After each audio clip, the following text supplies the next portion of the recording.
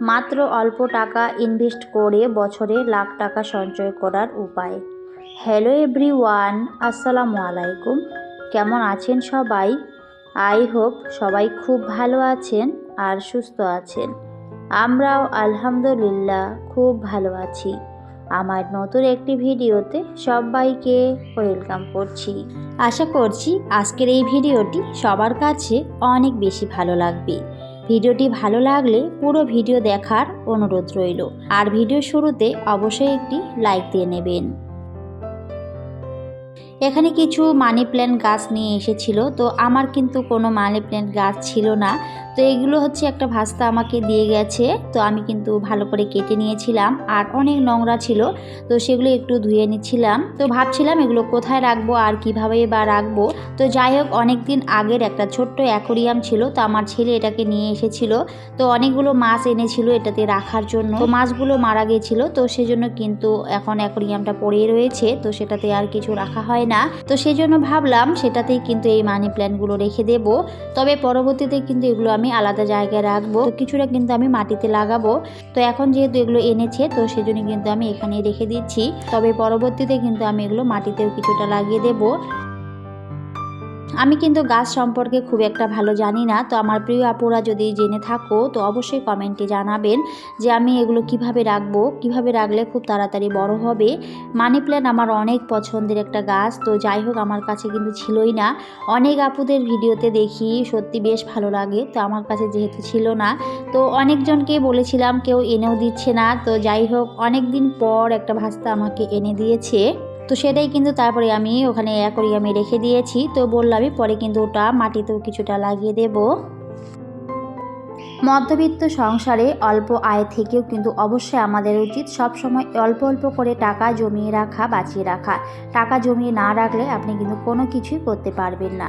আমি আমার বেশিরভাগ ভিডিওতে এই কথাগুলো বলে থাকি। কীভাবে খুব অল্প খরচে আমি সংসার চালাই, সেখান থেকে আমি কিন্তু হাজার হাজার টাকা জমিয়ে রাখি, বাঁচিয়ে রাখি।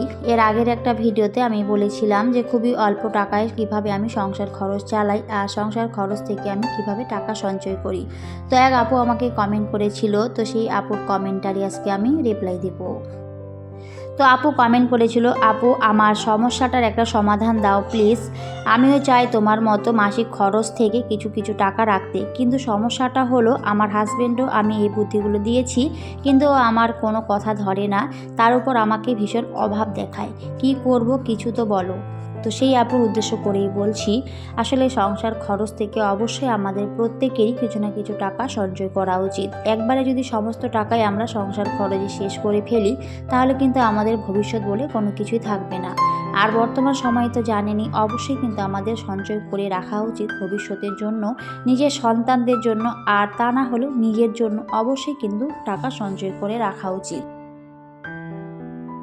তো অনেক দিন আগের একটা ভিডিওতে আমি দেখিয়েছিলাম যে মাত্র 20,000 টাকায় সংসার চালিয়েও কিভাবে প্রত্যেক মাসে 4,000 টাকা সঞ্চয় করা যায়। তো আমার সেই ভিডিওটি আপনি অবশ্যই একবার দেখে নেবেন।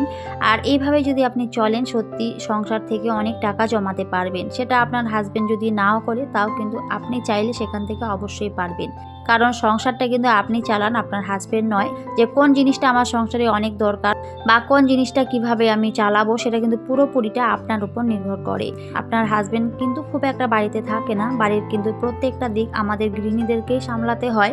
তো সেই দিকগুলো আমাদেরকে সবসময় ভেবেচিন্তে চলতে হবে। আজকে কোন রান্নাটা করব বা কালকে কোন রান্নাটা করব, সেগুলো কিন্তু আগে থেকে প্ল্যান করে নেওয়া উচিত।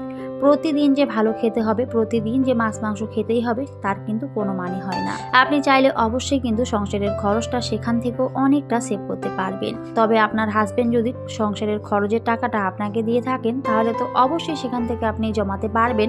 তবে সেটা যদি আপনার হাজবেন্ড নিজে বাজার করে বা নিজে সমস্ত কিছু দিক সামলায়, তাহলে সেখান থেকে কিন্তু কখনোই আপনি টাকা জমাতে পারবেন না। যদি টাকাটা আপনার কাছে দিয়ে দেয়, তাহলে কিন্তু আপনি সেখান থেকে অবশ্যই সঞ্চয় করতে পারবেন। আর যদি হাজবেন্ড সমস্ত কিছু নিজের দায়িত্ব করে নিয়ে আসে, তাহলে কিন্তু সেখান থেকে আপনি তো কোনো টাকাই জমাতে পারবেন না। তবে সেক্ষেত্রে আমি একটা বুদ্ধি দিতে পারি, সেটা হলো সংসারের যে খরচগুলো উনি নিয়ে আসবেন, তো উনি যে সংসারের খরচগুলো নিয়ে আসবেন, তো সেগুলো আপনি চেষ্টা করবেন খুবই অল্প খরচে সংসারটিকে চালিয়ে নেওয়ার। খুব অল্প অল্প করে যদি আপনি চালিয়ে নেন, সেখান থেকে যদি অল্প অল্প করে সমস্ত জিনিস আপনি একটু একটু করে বাঁচিয়ে নেন, যেমন উদাহরণ হিসেবে বলে দিচ্ছি, যেমন মশলা, তেল, এগুলো কিন্তু প্রচুর দাম। তো এগুলো চাইলে আপনি অল্প অল্প করে জমিয়ে রাখতে পারেন আলাদাভাবে। আর যখন হাজবেন্ড বাজারে যাবে তখন বলবেন যে আমার এই জিনিসটা শেষ হয়ে গেছে, আপনি এই জিনিসটা নিয়ে আসেন। তো আপনি যে জিনিসটা আগে থেকে বাঁচিয়ে রেখেছেন বা আলাদাভাবে রেখে দিয়েছেন, তাহলে কিন্তু অনায়াসে আপনার সংসারের খরচটা আপনি কমাতে পারবেন, আর অনায়াসে সেখান থেকেও কিন্তু টাকা বাঁচাতে পারবেন। তবে আমার মতে প্রত্যেকটা ক্ষেত্রেই কিন্তু হাজব্যান্ড ওয়াইফ অবশ্যই একটা সংসারে মিলেমিশে চলা উচিত, বুদ্ধি করে চলা উচিত। দুজনের মধ্যে বোঝাপড়া থাকাটা অনেক বেশি দরকার। দুজনের মধ্যে যদি বোঝাপড়া না থাকে তাহলে কিন্তু কখনোই কোনো কিছুই করা সম্ভব নয়। তো অবশ্যই আপনার হাজব্যান্ডকেও বুঝতে হবে আপনার পাশাপাশি, তাহলে কিন্তু অবশ্যই সেখান থেকে আপনারা সঞ্চয় করতে পারবেন। তা না হলে কিন্তু কখনোই খুব একটা বেশি সঞ্চয় করা সম্ভব নয়। আসলে বর্তমান যুগের হাজব্যান্ড এরকমই করে, কি আর বলা যায়, কিছু করার নেই। তবে সবার ক্ষেত্রে কিন্তু সমান হয় না। অনেক হাজব্যান্ড রয়েছে অনেক ভালো, সমস্ত কিছুই বোঝে, আবার অনেকে রয়েছে একেবারে কিছুই বুঝতে চায় না। অনেকের হাজব্যান্ড যেমন দেখবেন খুব বেশি বেশি করে বাজার খরচ করে বা খুব বেশি বেশি করে কেনাকাটা করে, আবার অনেকে রয়েছেন কিন্তু অনেক বেশি হিসেবি। তো যাই হোক, আর যারা একেবারে অতিরিক্ত হিসেবি হাজব্যান্ডগুলো, তাদের বউগুলোর কিন্তু অবস্থা একটু হলেও খারাপ হয়ে যায়। তো যাই হোক, আল্লাহ যেন সবাইকে বোঝার তৌফিক দান করে, সবাই যেন অনেক ভালো থাকে, মিলেমিশে থাকে একটা সংসারে। সবার জন্য সব সময় আমি অনেক অনেক দোয়া করি। তবে আমার মতে সেই আপুকে আমি একটাই কথা বলবো, আপু চাইলে কিন্তু নিজে কিছু কাজ করতে পারেন, সেখান থেকে কিন্তু আপনি অবশ্যই টাকা সঞ্চয় করতে পারেন।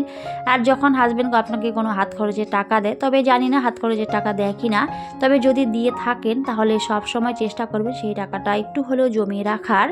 কারণ আপনি বলেছেন যে হাজব্যান্ড অভাব দেখায়, আসলে অভাব দেখালে তো হবে না, অবশ্যই আপনাকে চাইতে হবে যে আমার এই জিনিসটা লাগবে। আর যখনই আপনার হাজব্যান্ড টাকা দেবে তখন কিন্তু সেই টাকাটা আপনি অবশ্যই আলাদাভাবে জমিয়ে রাখবেন, বাঁচিয়ে রাখবেন, দেখবেন অনেক বেশি ভালো থাকবেন, সঞ্চয় করতে পারবেন। আর ওই যে বললাম, অবশ্যই সংসারের খরচটা হিসেব মতো চালাবেন। অতিরিক্ত কোনো কিছু কেনাকাটা করার দরকার নেই, অতিরিক্ত কোনো কিছু রান্নাবাড়া করারও দরকার নেই। যতটা দরকার ঠিক ততটাই করবেন, তাহলে দেখবেন সেখান থেকে অনেক ভালো থাকতে পারবেন, অনেক টাকা সঞ্চয় করতে পারবেন। তো যাই হোক, আমি কিন্তু আমার বেশিরভাগ ভিডিওতেই বলে থাকি যে আমি কিভাবে টাকা সঞ্চয় করে রাখি। তো আজকে যে ছোট্ট একটা টিপস এখানে শেয়ার করেছি। আসলে আমি সবসময় চেষ্টা করি আমার প্লাস্টিকের ব্যাংকটিতে অল্প অল্প করে টাকা জমিয়ে রাখার। আর এইভাবে কিন্তু একটা সময় অল্প অল্প করে জমাতে জমাতেই কিন্তু বড় অ্যামাউন্ট আসে। একবারে কিন্তু চাইলেও আপনারা অনেক টাকা জমাতে পারবেন না। তো আমার মতে প্রত্যেকেরই এভাবে কিন্তু চলা উচিত, সব সময় অল্প করে সেভ করে রাখা উচিত, যেটা পরবর্তীতে আপনারা অনেক বেশি উপকারে আসবে। আপনার ছোট ছোট শখ আহ্লাদগুলোকে অনায়াসে পূরণ করতে পারবে। আমি কিন্তু আমার প্লাস্টিকের ব্যাংকে 500 টাকা রেখে দিয়েছি, আর বাকিটা কিন্তু আমি আমার এমনি যে নর্মাল ব্যাগ রয়েছে তো সেখানে কিন্তু রেখে দেব। তো এইভাবে কিন্তু আমি আমার সংসার খরচ থেকে অনেক টাকা বাঁচিয়ে রাখি। তো আপনারাও চাইলে অবশ্যই এভাবে রাখবেন, দেখবেন অনেক বেশি ভালো থাকতে পারবেন, নিজের শখ আহ্লাদগুলোকে পূরণ করতে পারবেন। আর অবশ্যই চেষ্টা করবেন খুবই অল্প খরচে সংসারটিকে চালিয়ে নেওয়ার।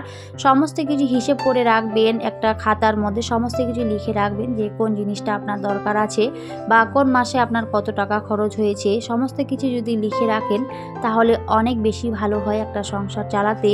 সেখানে কিন্তু আপনি অনেক টাকাও সেভ করতে পারেন। আর অবশ্যই সাপ্তাহিক রুটিন করে নিতে হবে যে আমি কোন দিন কি রান্না করব। সেভাবে যদি সাপ্তাহিক রুটিন করে নেওয়া যায়, এতে কিন্তু একটু হলেও সংসারের খরচটা বাঁচানো সম্ভব। কারণ যদি আমরা সাপ্তাহিক রুটিন না করি, হয়তো প্রতিদিন আমরা অনেক বিভিন্ন ধরনের রান্না করে ফেলি। আর রান্না করা বেশি রান্না করা মানে কিন্তু সংসারের বেশি খরচ। তো সেদিকে অবশ্যই আমাদের খেয়াল রাখতে হবে। বেশি রান্না বাড়া করলে আবার দেখবেন সেগুলো পরবর্তীতে ফেলে দিতে হয়, নষ্ট হয়ে যায়। তো এটা করলে একেবারেই কিন্তু হবে না। আমাদের বুঝতে হবে একটা সংসারে কিন্তু আমরা প্রত্যেকটা জিনিসই টাকা দিয়ে কিনে আনি, আর সেগুলো যদি নষ্ট হয়ে যায় এতে কিন্তু সংসারের খরচটা অনেক বেশি পরিমাণে চলে যায়। তো সেই ছোট ছোট দিকগুলো কিন্তু আমাদেরকে ভেবেচিন্তেই চলতে হবে। আমরা হয়তো কখনো বুঝতেই পারি না এই ছোট ছোট খরচগুলো থেকে কিন্তু অনেক টাকা একটা সময় খরচ হয়ে যায়। ছোট ছোট সঞ্চয় থেকে যেমন একটা সময় অনেক বড় অ্যামাউন্ট চলে আসে, ঠিক তেমনি ছোট ছোট খরচ থেকেও কিন্তু একটা সময় অনেক টাকা খরচ হয়ে যায়, যেগুলোর হিসেব হয়তো আমরা কখনোই রাখি না। তো আমার মতে এই ছোট ছোট হিসেবগুলো আমাদের মেনে চলা উচিত, সেগুলো আমাদের মাথায় রেখে সব সময় কাজ করা উচিত।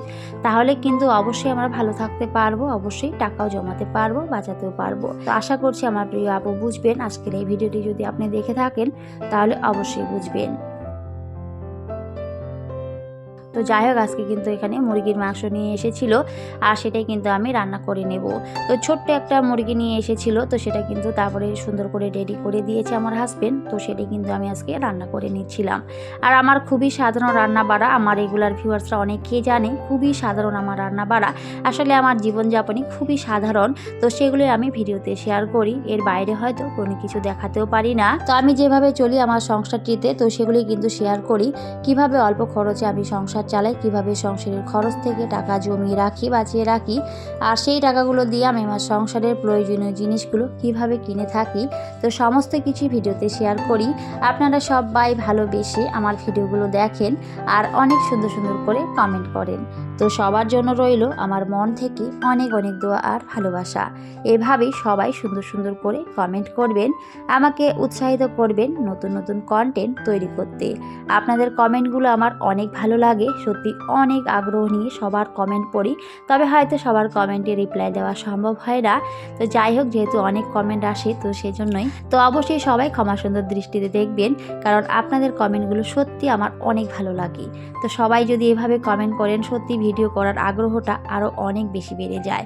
যদিও আমি অনেক ছোট বেবি নিয়ে সংসারের কাজগুলো করি, ভিডিও করি, তো আপনাদের এই কমেন্টগুলো যখন আসে সত্যি অনেক ভালো লাগে। তখন কিন্তু আমার কষ্টটাকে আর কষ্ট বলে মনে হয় না, নিজেকে অনেক বেশি লাকি মনে হয়। তো সবাই অবশ্যই আজকের এই ভিডিওটিতেও সুন্দর সুন্দর করে কমেন্ট করবেন আর আমাকে উৎসাহিত করবেন নতুন নতুন কন্টেন্ট তৈরি করতে। অনেকে রয়েছে ভালোবেসে আমার ভিডিওগুলো দেখে, কিন্তু এখনও পর্যন্ত আমার চ্যানেলটিকে সাবস্ক্রাইব করেনি। তাদের উদ্দেশ্য করে বলবো, প্লিজ আমার চ্যানেলটিকে সাবস্ক্রাইব করে আমার পাশেই থাকবেন। আর যারা যারা অলরেডি এই কাজগুলো করে দিয়েছেন, আপনাদের একগুচ্ছ লাল গোলাপের শুভেচ্ছা জানাই। তো এদিকে কিন্তু আমি মুরগির মাংস রান্না করে নিচ্ছিলাম আর ধনিয়া পাতা নিয়ে এসেছিল, তো সেগুলো কিন্তু আমি সুন্দর করে রেডি করে রেখে দিয়েছি। কিছুটা আমি মগের মধ্যে রেখে দিয়েছি পানি দিয়ে। আসলে ধনিয়া পাতাগুলো এভাবে রেখে দিলে অনেক বেশি ভালো থাকে। আর শীতকাল মানে কিন্তু ধনিয়া পাতা যে কোনো তরকারিতে দিলে কিন্তু স্বাদটা অসাধারণ হয়, খেতে অনেক বেশি ভালো লাগে। কার কার কাছে ভালো লাগে অবশ্যই কমেন্টে জানাবেন। তো সবাই খুব ভালো থাকবেন, সুস্থ থাকবেন। সবাইকে টাটা, আল্লাহ হাফেজ। দেখা হবে পরের অন্য কোনো একটি ভিডিওতে।